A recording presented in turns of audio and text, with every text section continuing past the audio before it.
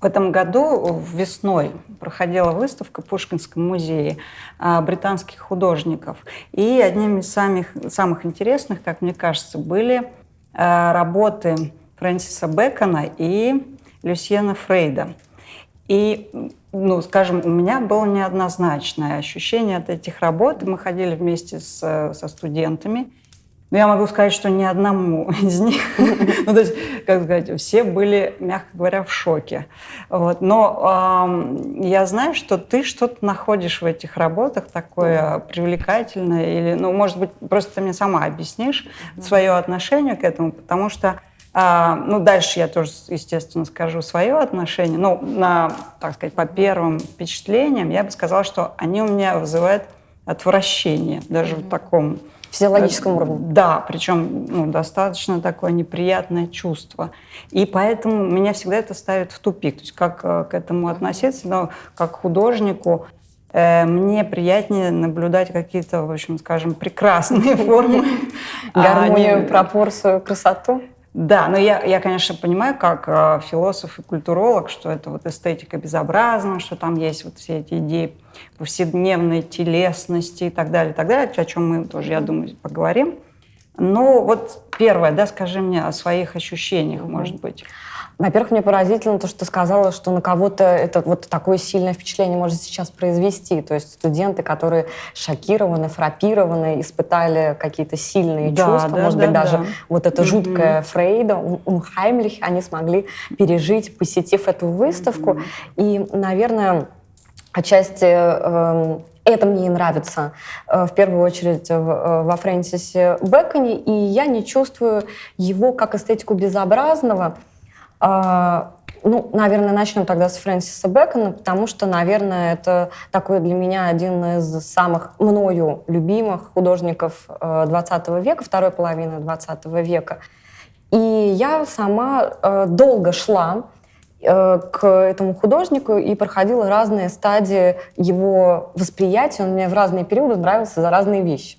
И, конечно, сначала мне он нравился в связи с переживаниями страшного, жуткого исчезновения тела, может быть, даже гендерные проблемы, которые были актуальны для самого Фрэнсиса Бэкона, связанные с его идентичностью. Наверное, сейчас давай о портретах, да? Больше мы говорим о портретах, об этой вот его странной манере смазывать лица. Да? И причем я просто тут вставочку маленькую сделала, что вот интересно, если сравнить с Пикассо, то есть у Пикассо тоже были разные фазы, и там мы можем увидеть, да, тоже и профиль, и анфас сразу, все вместе, да. Но вот Пикассо, например, не производит на меня такого жуткого впечатления. То есть он мне, наоборот, нравится, потому что он такой графический, гармоничный и так далее. Вот. А здесь, вот, я не знаю, у меня какое-то ощущение, может быть, сумасшествия даже, вот что-то такое болезненное. Вот почему это вызывает отвращение. А вот что здесь ты... Ты знаешь, наверное, и за это тоже он мне нравится, потому что Пикассо или кубисты, вот их это желание расчленить и соединить, как в синтетическом кубизме, оно очень рационально, оно, мне кажется, связано с какими-то когнитивными попытками художника осознать предмет, обойти его, посмотреть его существование в пространстве и времени. А Бэкон для меня художник, который занимается становлением, поэтому я его воспринимаю как художника абсолютно оптимистичного и в этом смысле жизнеутверждающего.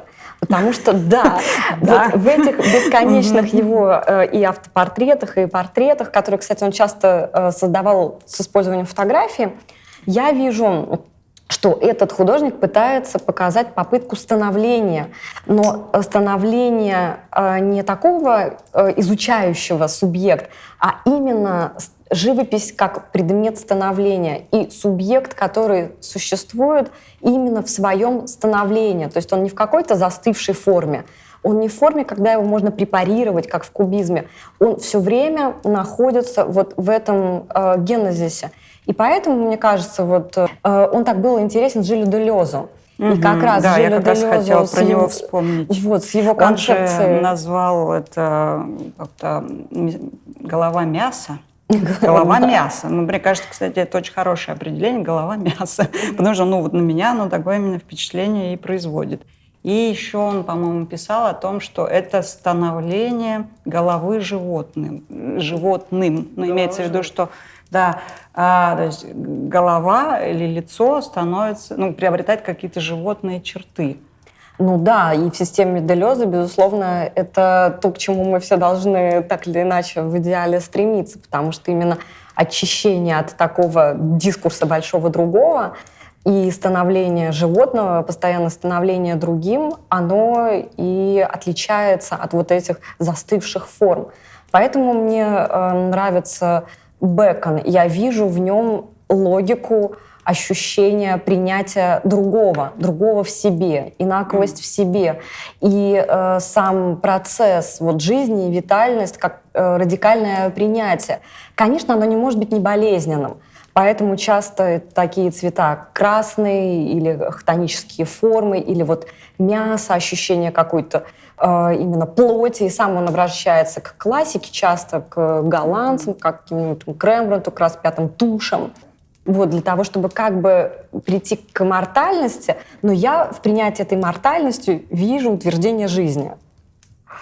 Допустим, если посмотреть на это с точки зрения развития истории искусства изобразительного, то он нарушает просто такой, мне кажется, фундаментальный канонический закон живописи, вообще искусства в целом. Да? Ведь как в европейском искусстве сложились такие своего рода архетипы. Да? То есть это тело, обнаженное тело как объект. Да? И, допустим, эту тенденцию, если смотреть вглубь веков, заложили древние греки, да? То есть они обращали внимание на тело, как эстетический объект, так и создали из него эстетический объект. А что касается портрета, да, причем тело в искусстве, да, именно как эстетический объект, как арт-объект, оно не предполагает личности. И тем отличается, допустим, древнегреческая скульптура от римской, да, поскольку римляне как раз наоборот обращали внимание на лицо. И с того времени, скажем, в классическом европейском представлении лицо — это и есть средоточие личности. И с этой точки зрения, в принципе, конечно, рационально можно понять, чем он занимается. Он ломает этот стереотип, как все модернисты. И тут только он просто находит такую интересную... Прием. Да, такой прием необычный. И он настолько необычен, что, видимо, он шокирует. Есть тут элемент такой тоже шизофреничности и, наверное, тоже ризоматичности. Поэтому и Делез пишет про него книжку, поэтому, наверное, он важен для постструктуралистского мышления, что он как раз все-таки пытается с формальными формами и с формализмом произвести какую-то редукцию, какую-то работу, какую-то рефлексию. А как ты относишься к его картинам, которые часто называют такими сюрреалистическими, например, типа «Этюд к распятию», тоже он висел в Пушкинском музее, такой красный, яркий. Это нам очень понравилось, да? С моими студентами, да, мы фотографировались на фоне этого триптиха. Это замечательно. Я вообще очень люблю сюрреализм, но поскольку там нет таких узнаваемых антропоморфных форм, то есть там нет такой ломки, да, ломки стереотипа, мне кажется, поэтому это воспринимается более органично, чем когда что-то происходит с лицом человека, потому что если посмотреть с точки зрения феноменологии, да, то это можно понять, скажем, даже с какой-то тут с подоплекой психоаналитической, да, то есть как мы воспринимаем другого человека. Мы его воспринимаем по аналогии с собой, но при этом мы его внешне видим. Но поскольку мы его видим все время тоже в мелькании, да, то есть это оправдано действительно никогда не целиком. Да, это такое, так скажем, живопись восприятия. Это так мы воспринимаем другого человека и наделяем потом его какими-то качествами и свойствами, да, которые, может быть, ему и не присущи. Да, в этом смысле, да, это, конечно, гениальный ход, да, то есть такая неуловимость, да, этого личности другого. Но все равно это интересная, да, ломка канона, этого соотношения тела и лица, то, что было всегда установлено. Да. И вообще для европейского сознания, мне кажется, оно таким и остается, потому что обнаженное тело — это как раз то, чем занимался Люсьен Фрейд, да, и тоже это, то есть, такая то есть новая какая-то, да, тема в изображении тела, вот именно так откровенно его изображать, таким повседневным, таким тоже, ну, достаточно физиологическим. Да, мне кажется, очень акцентировано даже физиологическим. Натуралистическим, да. И тут вот у него как раз тот же самый эффект шока, да, но происходит от другого. От этой телесности неприкрытой, ну и причем такой повседневной, которая, естественно, тоже в искусстве, для искусства это было всегда, для классического образа тела, это было, так сказать, всегда связано с эстетикой безобразным, потому что все-таки прекрасное тело, что и, в общем-то, до сих пор в медиакультуре поддерживается. То есть на экране-то мы видим прекрасные тела. Прекрасные тела, неживые тела. Ну, собственно, за это же мне тоже нравится Люсьен Фрейд, за такую дегламуризацию тела, которое он предпринимает в своем таком радикальном походе и обнажении специфическими красками. Если обратить внимание, у него часто в палитре доминирует в оттенках кожи такой какой-то трупный цвет, и зеленоватый, и голубоватый. Ну, такой-то вот, как мы его и видим, мне кажется, в жизни. И я иногда слышу, что особенно это наша искусствоведческая школа любит эту тему, что вот это ванитас, это значит моменто море. Да, я знаю, например, вот такие интерпретации этой картины непосредственно, что значит здесь эти кусты увядают, как на натюрморте. И значит он тоже вот лежит такой, и мы видим, как Виталис превращается в ванитас, и был он прекрасным и молодым, а стал он дряхлым и никчемным. И мне, конечно, эти все нарративы, эти все рассказы искусствоведческие, они меня всегда очень поражают. Мне очень понравилось там в описании вот, про взаимоотношения с собакой, что искусствоведы очень большое внимание уделяют собаке, преданности собаки, которая тут... Ну, потому что иконология нам подсказывает, что собака — это символ преданности. Так сформировалось типа в истории искусства. И это поразительно, что искусствоведам нужно что-то говорить про это новое, новейшее искусство, и они используют старые штампы, которые у них уже укоренены в сознании, для того, чтобы интерпретировать новое. Тогда получается, что мы ничего нового воспринять не можем, потому что это всегда проходит через призму сознания вот этой старой искусствоведческой школы. В Люсьене Фрейде ты знаешь, я тоже вижу в его этом обнаженном таком теле, часто прямо, ясно поданном, идею принятия этого тела. И такого не идеального, не такого, как его принято изображать в искусстве, с одной стороны. А с другой стороны, я тоже вижу эстетизацию у него. То есть я не могу сказать, что это именно вот он как работает исключительно в категории безобразного. Мне кажется, наоборот, он даже специально где-то это эстетизирует, но по-своему. Вот припоминаешь у него эту знаменитую, собственно, соцработницу, такую полную, и она там лежит такая большая, обнаженная, и ее тело такими складками сползает по дивану, и она вместе с этим диваном гармонирует. И мне кажется, вот он действительно создает здесь некоторую композицию единства, может быть, тела и предметного мира. Ну, это даже и не рубинсовская уже женщина, да? Да, это эволюция. Да. Но мне кажется, что вот эта тенденция изображать повседневные тела, ну, это вообще, в принципе, свойственно модернистам, допустим, Ван Гогу в том числе, да, это его серия «Крестьян».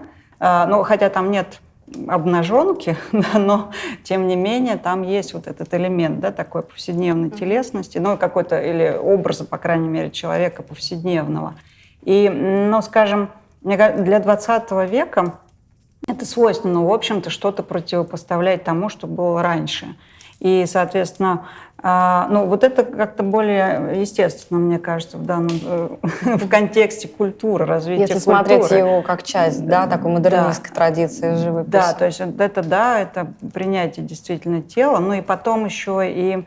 Но, с другой стороны, все равно для европейского менталитета, мне кажется, это шокотерапия, потому что допустим, для любой другой культуры, ну, какую-нибудь там африканскую, если мы возьмем, для них обнаженное тело не является таким фетишем. Это кто-то из философов тоже назвал обнаженное тело в европейской культуре именно фетишем. Ну, потому что, ну, вообще как бы стыд обнаженного тела, да, этот эффект, он же до сих пор используется современными художниками, ну, например, в акционизме, да, но даже, собственно, это даже перерастает в какую-то шутку или пародию, да, то есть что надо сделать, чтобы стать современным художником? Нужно где-то там голым появиться, да, там, и, скажем, да, ну или нет, ну просто выйти там, скажем, обнаженными, там, ну не знаю, что-то такое, в общем, со своим телом сотворить. Ну, то есть это как элемент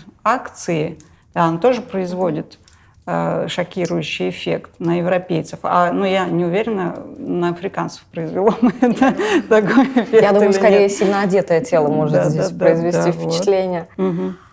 Ну да, вроде бы мы живем, конечно, в секулярном обществе и атеистическом, но некоторые каноны мышления и восприятия тела, телесных практик по-прежнему, мне кажется, достаточно мощно вплетены вот в этот христианский дискурс, и они сильно детерминируют здесь сознание.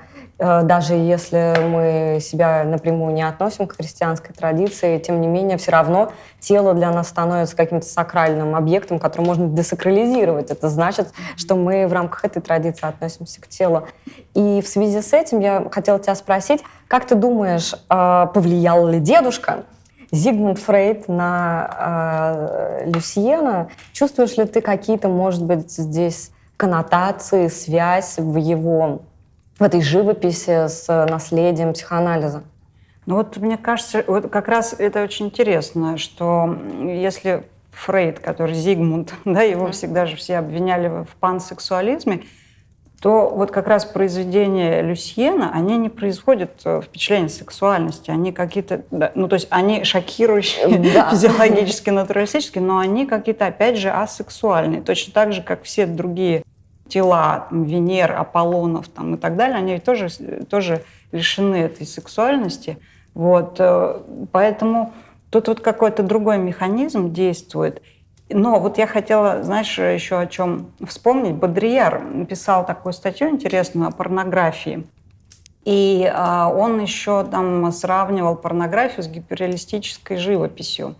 И, в принципе, вот это его понятие гиперреализма, которое характеризует нашу культуру, и, собственно, гиперреалистического тела, можно так сказать, да, в целом в культуре, это такое усиленное зрение, когда ничего не скрыто.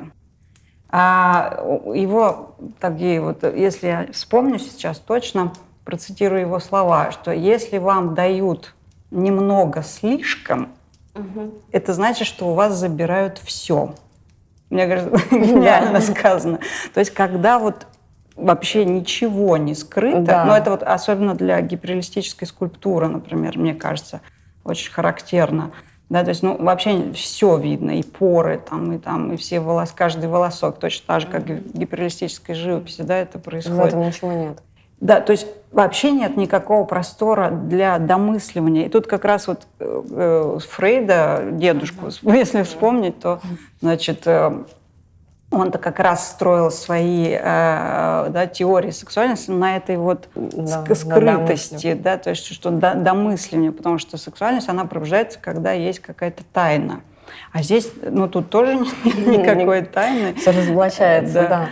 Вот. Мне тоже сразу вспомнился в связи с твоим Бодрияром Жижик, который говорит про персону Бергмана, что это одна из самых вот сильных эротических сцен, или для него один из самых сильных эротических опытов, это когда одна из героинь рассказывает оргию, в которой она принимала участие, и ничего не показывается. Оргия не показывается, только идет ее рассказ, ее повествование. И в этот момент как раз вот у тебя буйство фантазии, тебя захватывают эти образы, все, что ты можешь представить, когда она рассказывает. А когда все предъявлено, соответственно, уже нету никакого этого пространства домысливания. Но мне кажется, что какие-то все-таки взаимосвязи, наверное, может быть, и притянутые за уши можно провести между психоанализом. Как раз такого толка, мол, что здесь он работает с не знаю, с разоблачением сверх-я. То есть как раз он работает так, как не принято. Вот он не следует этой традиции, которая диктует норму изображения тела, а изображает его вот в некоторой натуралистической манере или десакрализованной манере. И этим он убирает как бы инстанцию вот этого сверх-я, которое у нас подавляет как раз оно и бессознательное. Поэтому наше бессознательное не начинает работать, когда видят эти картины. Но вот как раз здесь и нет этого, ну, поскольку все открыто, тут Всё вообще открыто. ничего не скрыто и ничего не идеализировано, поэтому оно и перестает вызывать какие-то там сексуальные ощущения. Оно как раз вызывает такое желание на это не смотреть. Ну, то есть или какой-то стыд такой, да, подсознательный, что вот вроде бы, это должно быть скрыто на самом деле, а тут вот оно все наружу, да, и поэтому такой вот эффект. Да, он очень, кстати, любит вот этот какой-то фронтальный вид гениталий прямо в лицо зрителя, чтобы смотрели. Но мне нравится, я вот когда смотрю, я начинаю внутри себя прорабатывать шаблоны стереотипа. Я прям чувствую, как я смотрю, какой-то у меня в голове клише, сразу я пытаюсь блок поставить, и это мне дает возможность начать работать со своими предзаданными категориями к восприятию тела. Но это такое же вот ощущение, как будто ты случайно заглянул в баню, а там, значит, куча каких-то голых женщин или голых мужчин там моется, и такой же, значит, и ты оттуда выскакиваешь, как ошпаренный, потому что что-то ты там не туда зашел.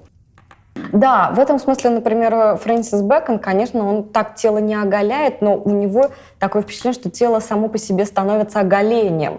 Потому что его тело всегда пытается выйти за пределы своего собственного тела и начать существовать вот в определенном пространстве. И первого и второго художника, да, и Люсьена Фрейда, и Фрэнсиса Бэкона тоже часто связывают с событиями после Второй мировой войны, конечно, в особенности Бэкона. И мне кажется, что это очень топорное понимание этого художника. Конечно, еще какой-то период времени назад было так актуально проговаривать травму и заживать травматический опыт, и всегда в художниках видеть. Вот у него, значит, была индивидуальная травма, связанная с его гомосексуальностью, с репрессией со стороны отца, с репрессиями со стороны общества. И вот мы видим не только его индивидуальную, но там и коллективную травму, которую он ощутил и так бессознательно выражает ее в своих вот этих страшных, жутких, часто пугающих картинах. И, кстати, такие объяснения очень часто слышатся. Я слышала то же самое и про Джакометти скульптуру, например, что вот это исчезающее тело во время радиации. А, кстати, они сейчас выставлены тоже в Пушкинском музее, там выставка Луи Виттона. Луи Виттона. Да, кстати, хорошая выставка, там именно Джакометти, мне кажется, много. Ты знаешь, моя дочь ее назвала 150 лайфхаков, как сойти с ума. Мне кажется, что это очень точное название. Да, это мы в следующий раз, наверное, обсудим.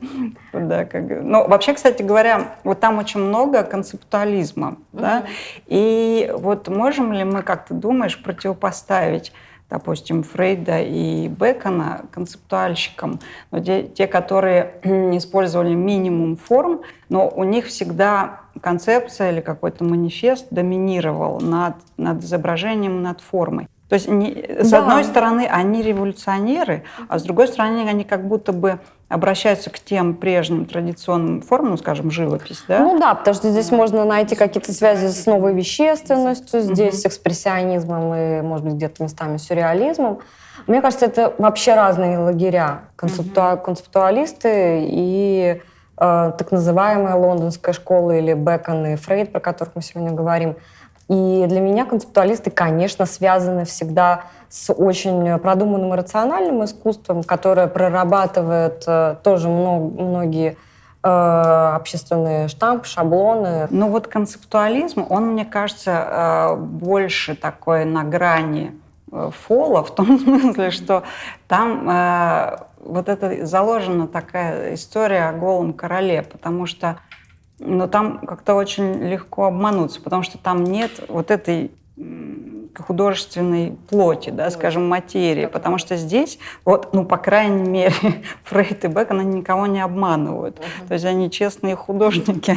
Чисто порисовали кисточкой. Да, они рисуют, они создают образы. То есть это вот то, что можно, так сказать, ощутить. Да? То есть то, что чувственно можно воспринять.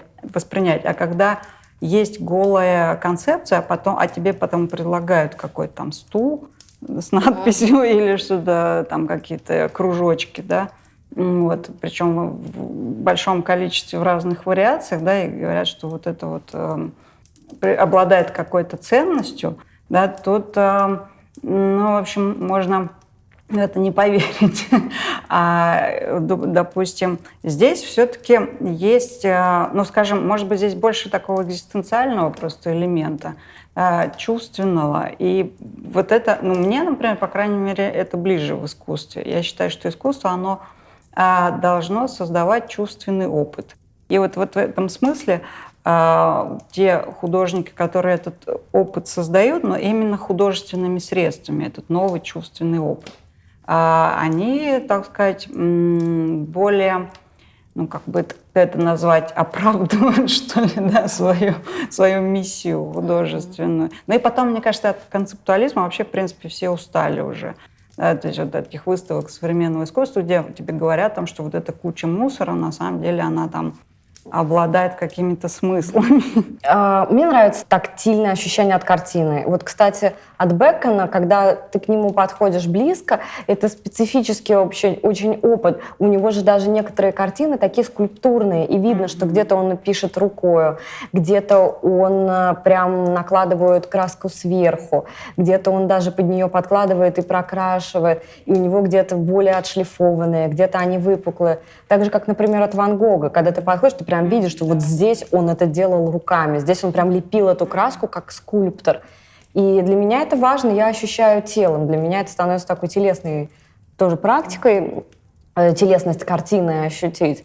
Но от концептуалистов иногда я чувствую, что они как бы разминают мой мозг. Но это зависит, конечно, от концептуалистов. Я, если честно, люблю только русский концептуализм. Вот. Я вообще считаю, что есть такая... Пригов говорил, что вот западная эта ветка концептуализма, она мало имеет отношения к концептуализму, а русская культура, она насквозь концептуализмом пронизана, потому что у нас никогда не было вещей, всегда были идеи. Поэтому в основном, да, все художники работают с этими идеями, а концептуалисты, они еще занимаются какой-то дополнительной деконструкцией этих идей.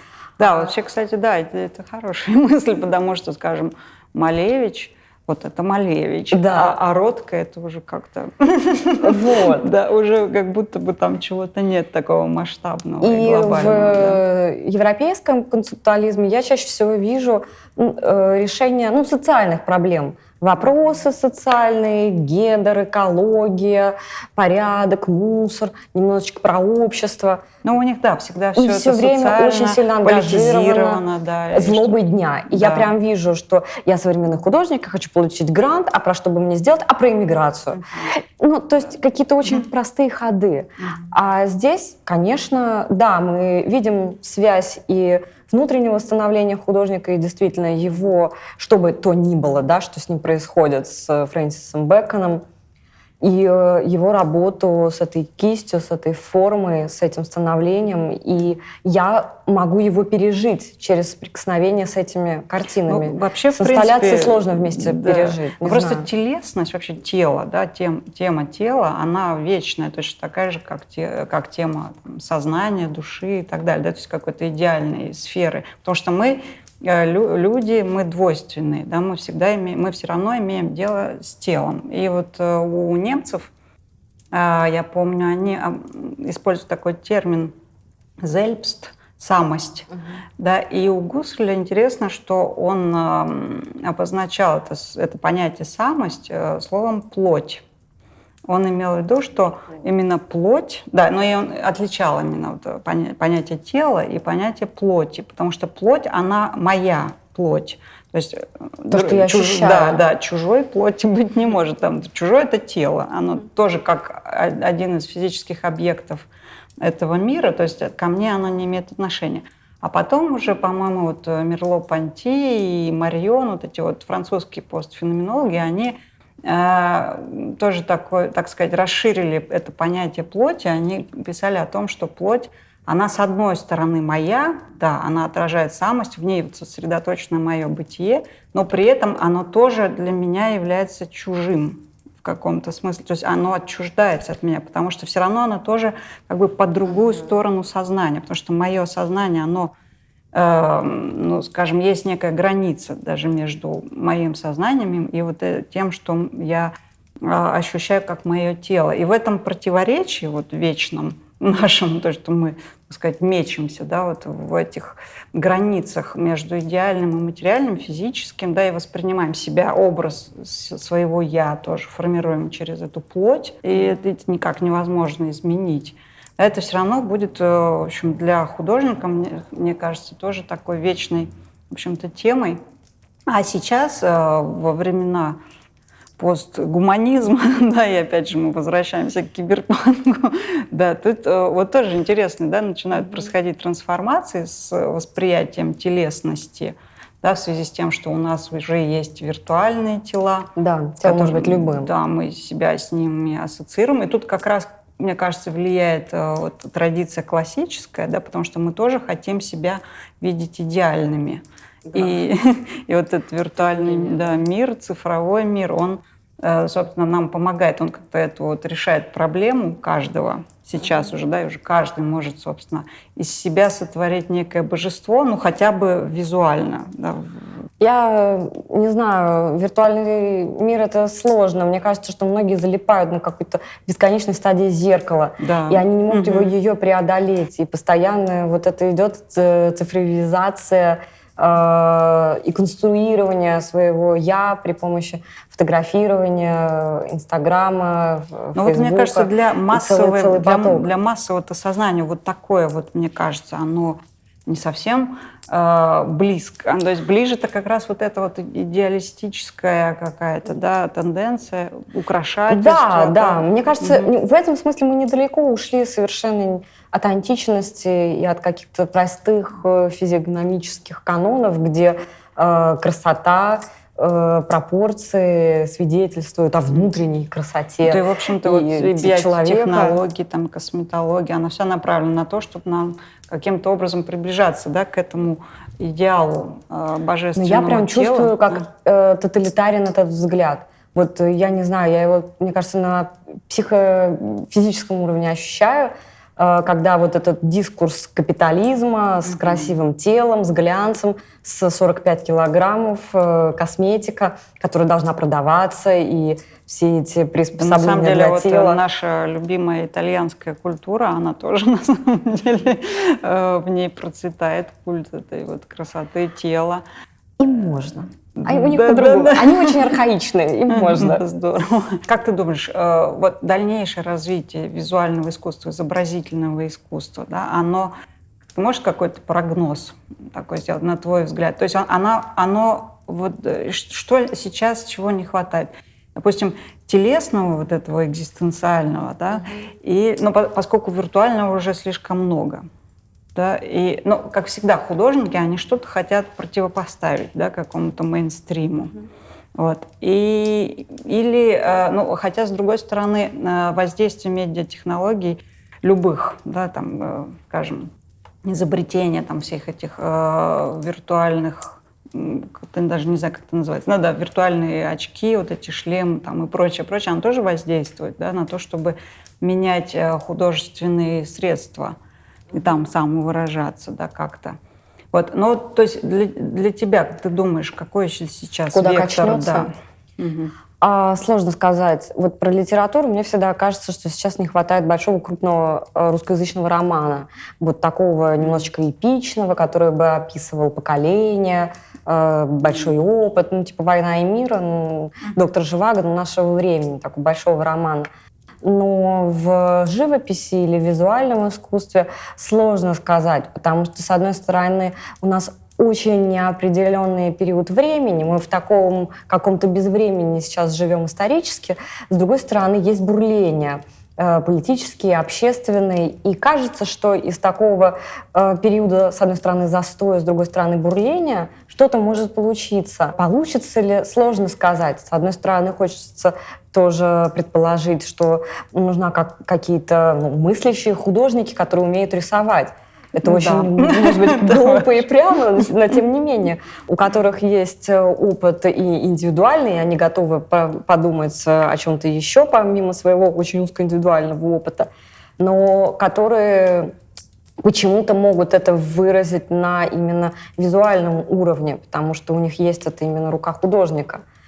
И я в меньшей степени верю в перформанс или в глобальную аудиторию, или в медийность, хотя кажется, что будущее как раз за этим, за технологиями, за тем, что может быстро распространяться и иметь отношение к огромной аудитории, но непонятно. Или это все становится опять предметом субкультуры, и художники разных направлений в маленьких группах будут где-то ютиться и находить себе свою аудиторию. То, что единственное, можно сказать точно, что сейчас, мне кажется, у любого, в принципе, художника или писателя может сформироваться своя аудитория за счет медийности. Но станет ли он при этом симптомом или следом времени, это мы только можем со временем сказать. Но уходить в какую-то монументальность советского периода или, не дай бог, какой-нибудь там Глазунов или Шилов, это вот тоже же, понимаешь, монументально обобщающее полотно. Тоже страшно, и это связано с идеологией. Видимо, многое зависит от того, как будет дальше развиваться наша жизнь в этой стране. Да. Ну, в общем, как я могу закончить не очень оптимистичными, так сказать, прогнозами постмодернистских философов. Они вообще объявили, ну, собственно, смерть изобразительного искусства объявили еще там в начале 20 века, а в конце 20 века там, и Жижик, и в том числе, да, и другие, они писали о том, что все никак не закончатся похороны. Ну, то есть вот они все идут, да, никак. Значит, и вот это уже все от этого устали. Да, но и ничего нового не рождается. То есть без конца, ну, тут постмодернизм, да, или там это коллажирование бесконечное, да, оно тоже не может продолжаться вечно. Но я думаю, что все-таки искусство — это же такая же живая, так сказать, материя, да, это наше вот восприятие себя, восприятие нашего отношения с этим миром. И, собственно, пока жив человек, мне кажется, он будет находить какие-то формы. Ну, это точно, выражения. он будет символизировать, находить формы. Поэтому посмотрим, что будет дальше. Да. Спасибо тебе большое за беседу. Спасибо тебе за эту беседу тоже.